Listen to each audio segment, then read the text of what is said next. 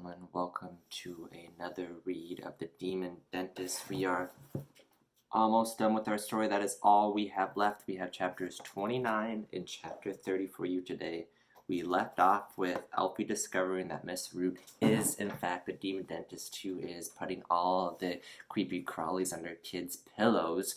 And now he went to go confront the demon dentist. But as he was doing that, he saw that Gabs was going into the surgery herself. So is he going to try to save her? What's going to happen next? Let's find out. Chapter 29, Asleep on the Toilet. "I've been looking all over town for you, Alfred," said Winnie, the social worker, who was holding the boy by the back of his coat. The toes of Alfie's shoes just scraped the ground. "Put me down," said Alfie angrily. "Your poor father is worried sick about you." The big lady placed him back down on the ground, but kept a firm hand on his shoulder. "I'm taking you straight home." No, I can't go home." Alfie felt guilty that he had run out without telling Dad where he was going, but it was an emergency. Winnie sighed wearily. "Listen, young man," she began. "I'm not in the best of moods this morning. After your little trick with the coffee revels, I had to sleep on the toilet."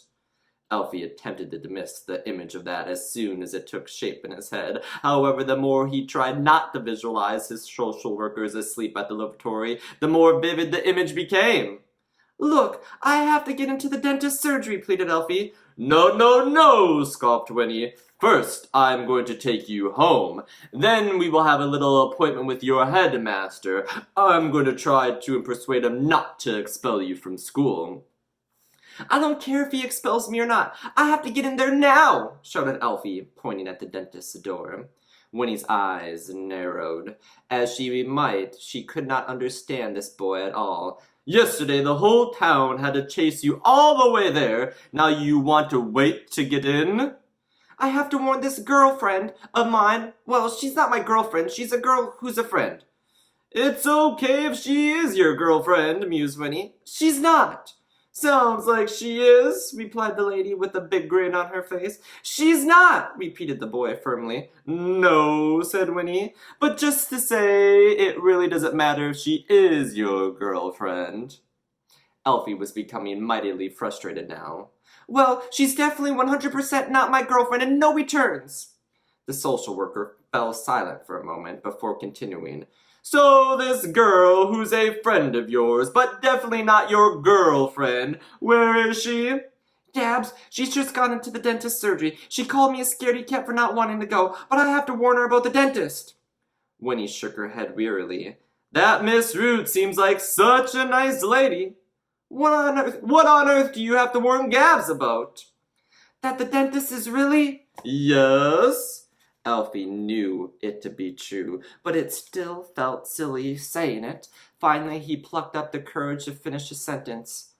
"A witch." The social worker looked at Alfie for a long while. Then a smile crept across her face before she burst into hysterical laughter. "Ha ha! Witch, you say? Ha ha ha ha ha ha!" "Yes," replied Alfie firmly. "Ha ha ha ha!" Winnie was still laughing. "A witch! That's the nuttiest thing I've ever heard." "Well, it's true," he exclaimed. "She flies around on a cylinder of laughing gas. That's her broomstick." "Ha ha!" laughed Winnie. "Next you'll be telling me she has a black cat." "Well, it's white, actually, but it's really evil," replied Alfie. "Ha ha ha!" The lady was wiping away a happy tear from her eye now. "Miss Root has become a respected member of the local community, and from what I've heard is an excellent dentist." Alfie looked right into Winnie's eyes. "Really? Then why on earth would she do this to me?" With that, he took out his false teeth and showed the social worker exactly what Miss Root had done to him. Winnie gasped and brought a hand up to her mouth in shock.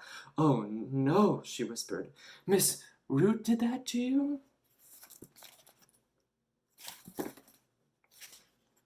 Alfie put his teeth back in before answering. "Yes, and right now my friend is up there in her surgery."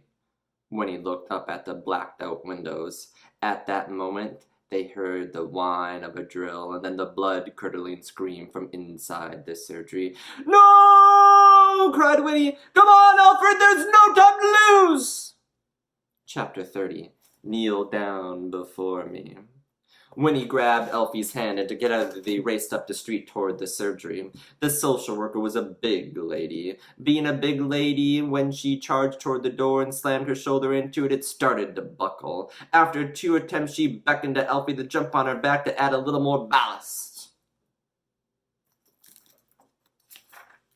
This worked rather well, and on the 4th attempt, the door smashed out of its frame and crashed to the floor. Together they flew up the stairs and burst into the surgery. Gab's wrists and ankles were fastened to the dentist's chair just as Alfie's had been. Miss Root loomed over the little girl, wielding a huge drill. Like all her dental tools, the drill looked more like an instrument of medieval torture. It wasn't electric. Instead, her hand circled wildly to make the thick drill bit on the end rotate. It was going so fast it let out a high-pitched scream as it spun. It was so gigantic it looked like it was more suited to digging a hole in the road than in someone's tooth. "Get away from her!" shouted Winnie. Despite the drama, Alfie couldn't help but smile. Finally, he and his social worker were a team. "What is the meaning of this?" proclaimed Miss Root. "I said get away from her," repeated the social worker. The dentist pointed the drill toward Winnie and Alfie. "Here's poor little Gabs." "Step back," she growled. "Let go, Gabs," said Alfie. "Or what?" "Or I will write a very strongly worded letter to the British Dental Association." "Help!" screamed Gabs, her entire body trembling with fear. "Root said she's going to take out every single one of my teeth." "Yes, I am," sneered Miss Root. With that, she smiled, baring those 2 white-to-be-real teeth of hers. She slowly raised her hand and pulled those teeth out of her mouth. They were false all along. Lifting the veneers away, she revealed the true horror underneath. A set of hideous fangs. Each one sharper, more jagged, bloodier than the next. They were so gruesome they would not have looked out of place on a Tyrannosaurus Rex. "And none of you can stop me," the dentist continued. "You must kneel down before me, for I am the Tooth Witch." And that's where we'll stop for today. Stay tuned for chapters 31 and 32. Peace.